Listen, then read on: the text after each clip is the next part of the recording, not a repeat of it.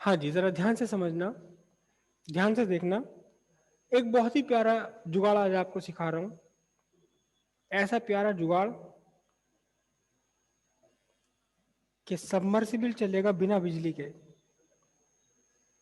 Submersible चलेगा बिना बिजली के। इवन सबमर्सिबल की जरूरत ही नहीं है भाई। ऐसा बेहतरीन वाला शानदार वाला जुगाड़, वो मुझे टाइम नहीं मिलता, वरना मैं अपने घर में तो ये बना लूं। मगर हमारे घर में बड़ी बड़ी अच्छी बात यह है कि 24 घंटे पानी आता है नल में, टैप में, राउंड द क्लॉक। तो हमें टंकी की जरूरत ही ना।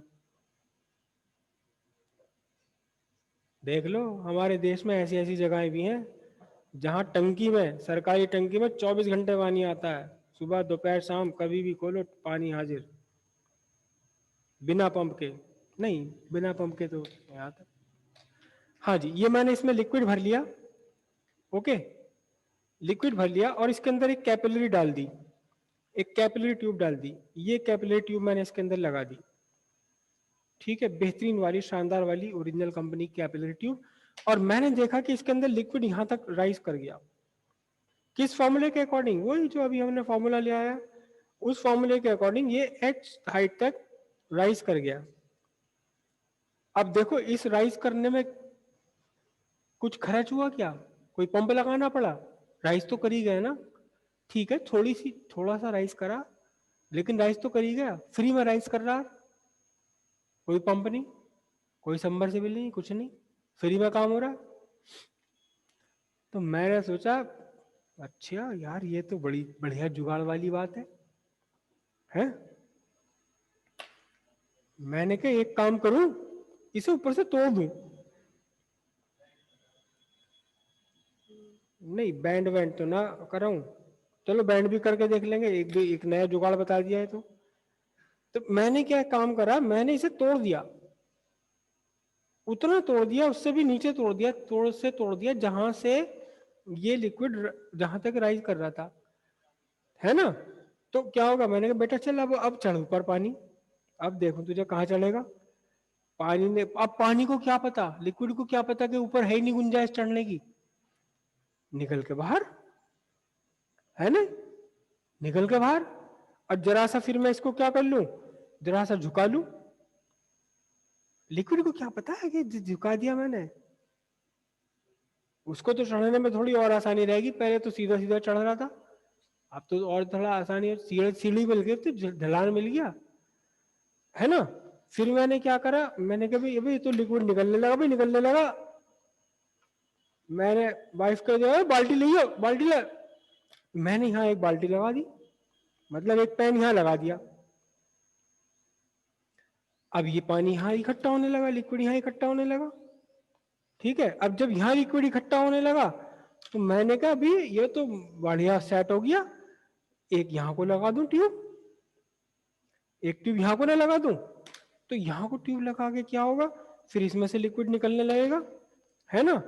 और यहाँ जाएगा तो यहाँ भर जाएगा। इसका मतलब कहाँ पहुंचा दूं, नीचे जो ग्राउंड फ्लोर है वहां से छत पे पहुंचा दूं इसे। ऐसे करते करते भाई एक ही बार तो लगाना पड़ेगा सारा काम, एक ही बार तो करना पड़ेगा। जो भी 10-20 हजार रुपया खर्च होंगे, रोज रोज की बिजली वाले की तो टेंशन ना, क्योंकि तुम पंप क्यों चला रहे हो इतना तकड़ा, बिजली की तो टेंशन नहीं पड़ने की, है नहीं।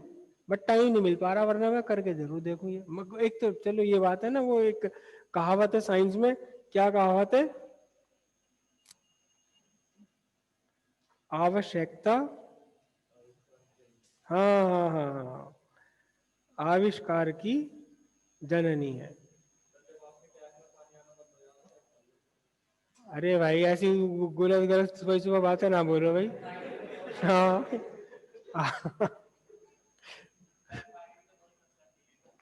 कोई बात नहीं, पतले पतले पाइप मार्केट में अवेलेबल होते हैं। और उसके बाद में फिर मैंने एक जुगाड़ और सोच रखा है कि एक कैपिलरी ट्यूब क्यों लगाऊंगा, मैं तो कैपिलरी ट्यूब का पूरा बंडल बना लूंगा एक। बहुत सारी कैपिलरी कैपिलरी ट्यूब को लेकर बांध लेंगे एक साथ और कर लेंगे जुगाड़ तो। नहीं नहीं, पाइप की तो वो ना रेडियस बहुत बड़ी होती है, तो इनवर्सली प्रोपोर्शनल उसमें राइज नहीं कर पाता। अरे नहीं, इसमें भी नहीं कर पाता, कैपिलरी ट्यूब चाहिए, ये कांच की चाहिए, प्लास्टिक में राइज नहीं करता। और रबर में तो थोड़ा बहुत करता है, प्लास्टिक में नहीं करता। प्लास्टिक में तो cos थीटा 90 नेगेटिव आ जाता है। हाँ वो अरे एक बार कर लेंगे कुछ ना कुछ जुगाड़। तो सवाल ये है, हाँ बहुत सारी कांच की ट्यूब को लेके फिर पाइप के अंदर फंसा देंगे इसे, काम तो सारे हो जाएंगे।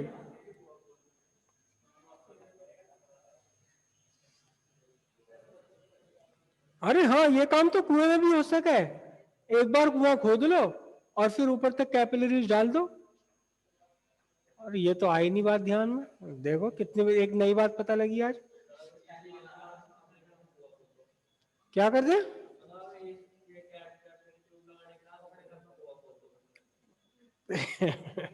क्यों सबमर्सिबल ना डलवाया? सबमर्सिबल डलवाया है, वो उसी में कैपिलरी लगा देंगे ना उसी पाइप के अंदर, जुगाड़ कर करके थोड़ा सा हिसाब ले लेंगे, हो तो सका है, देखो जुगाड़बाजी कुछ। हाँ जी, सवाल ये है कि राइज और फॉल जो कुछ भी है in a tube of insufficient length, अगर हमारी कैपिलरी ट्यूब की लेंथ ही इनसफिशिएंट हो तो क्या क्या लिक्विड ये इस कैपिलरी ट्यूब से बाहर निकलेगा, एक सुंदर सा प्यारा सा फुहारा बना देगा क्या ये, यहाँ पर एक छोटा सा फुहारा बन जाएगा? नहीं होगा, ऐसा नहीं होगा, ये सारी जुगाड़बाजी फेल हो जाएंगी, ऐसा नहीं होगा। अगर आपने कैपिलरी ट्यूब की लेंथ इसकी इनसफिशिएंट कर दी, जहां तक राइज कर सकता है लिक्विड उससे भी छोटी ट्यूब कर दी, तो भी लिक्विड राइज नहीं होगा, बाहर निकलेगा नहीं कैपिलरी ट्यूब के। अब देखो कैसे, क्या है, क्यों है। अ, इसके लिए हम ये फॉर्मूला उठा लेते हैं। कौन सा फॉर्मूला उठा लेते हैं? इसके लिए फॉर्मूला उठाते हैं हम अभी ये वाला, H is equal to 2s upon R, capital R rho g. कितना था? H is equal to 2s upon capital R rho जी।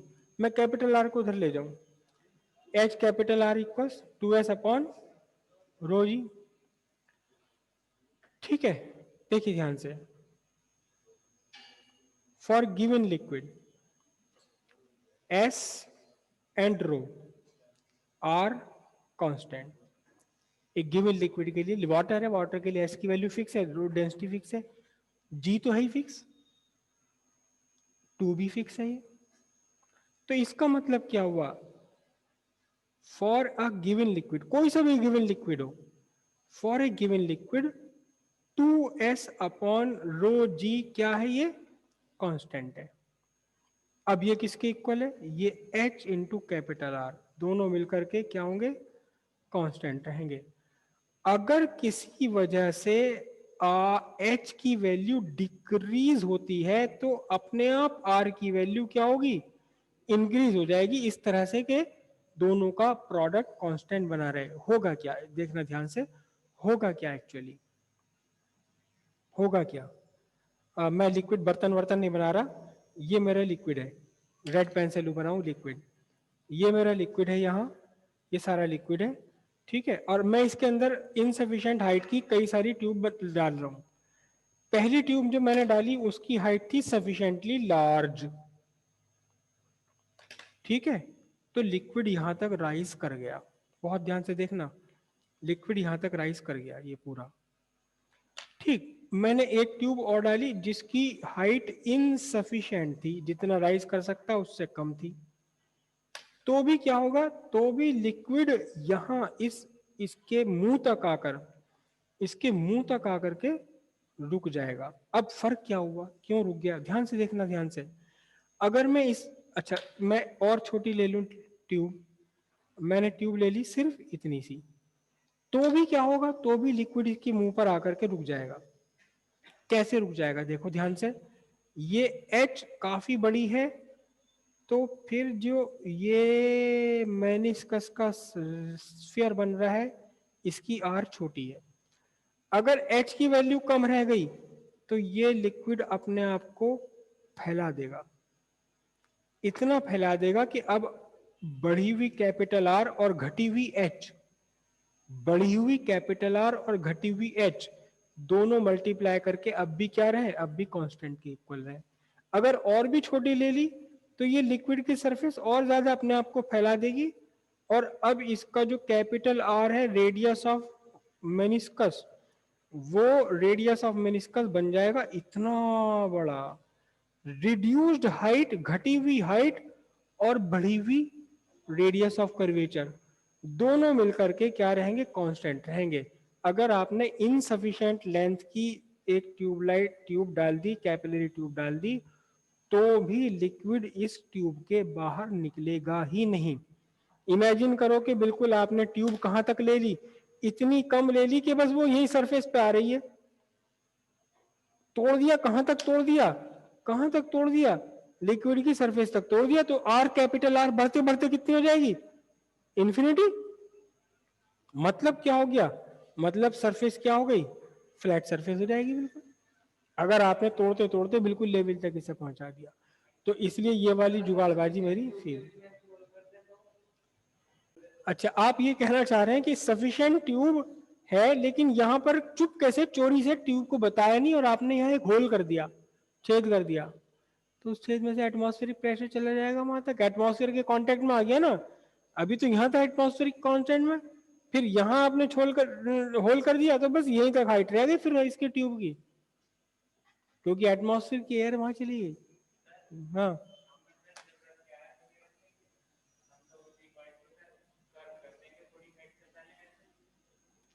थोड़ी हाइट से पहले कर्व कर दोगे। त्यागी जी का एक और बढ़िया idea, once again a good idea.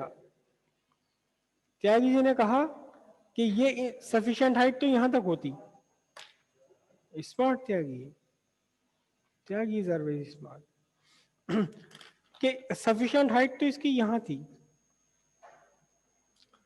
Tyagi जी कह रहे हैं कि ट्यूब को क्या पता कि मैं स्ट्रेट हूं या कर्व्ड हूं, एक घुमा करके हम तो इसको यहां ले आएंगे, हम तो ट्यूब को घुमा के यहां ले आएंगे। हाँ, सफिशिएंट हाइट से पहले इसे नीचे घुमा देंगे, मजा आ गए, है ना। तो नेचर ये कहती, बेटा मैं नेचर हूं, मुझसे बच के नहीं जा पाएगा कहीं भी, ये यहां अपने आप को रोक लेगा। वही कंडीशन हो जाएगी जो कंडीशन है। ग्रेविटी है नीचे, ग्रेविटी इसे नहीं खींच पाएगी, सरफेस टेंशन ने इसे इतना तकड़ा तरीके से रोक लिया होगा कि अब इसे ग्रेविटी से नीचे नहीं खींच पाएगी, नहीं खींच पाएगी। अब करके देखना। अच्छा चलो, जब इतनी बात आपने कही है ना, इतनी बात कही है आपने, तो करके देखना। क्या चीज, ये यहां तक रह जाएगा, नहीं नहीं नहीं, अगर आपकी इनसफिशिएंट से कम है तो आ तो जाएगा यहां तक, लेकिन जैसे ही बाहर निकलने को आएगा तुरंत इसे पता लग जाएगा कि आपने चालाकी कर रखी है। भाई अभी तो ये इनसफिशिएंट हाइट था, वाटर लिक्विड ऊपर जा रहा, ऊपर जा रहा, क्योंकि इसे हाइट अभी मिल रही ऊपर चलने की। जैसे लिक्विड बाहर आया एकदम इसे पता लग जाएगा कि तो अच्छा मेरे साथ चला की, तो बस यहीं पर रेडियस ऑफ कर्वेचर इंक्रीज हो जाएगा। और ये वही काम, मतलब कुल मिलाकर के फिर आपके इस लिक्विड के लिए this is the effective height, liquid के लिए ये आपकी इफेक्टिव हाइट होगी, जो कि इनसफिशिएंट है। तो कोई बात नहीं, होने से इनसफिशिएंट, मैं अपनी रेडियस ऑफ कर्वेचर बढ़ा लूंगा, बाहर नहीं आऊंगा, फ्री में नहीं होने का कोई काम। सिंपल सी बात यह है, नेचर ये कहता है कि मुझे फ्री में नहीं करने का कुछ भी, फ्री में कुछ नहीं मिला है, पैसे खर्च करो भैया, फ्री में नहीं मिला कुछ भी, पैसे खर्च करो, पंप लगाओ, सबमर्सिबल लगाओ, बिजली का बिल दो, फालतू थोड़ी ना है तुम्हारे लिए काम फ्री कर दूंगी। नेचर कहती है फ्री में नहीं होना, है ना, जो काम यहाँ करेगा वही पाएगा, बस सीधी बात है। क्लियर हो इतनी बात।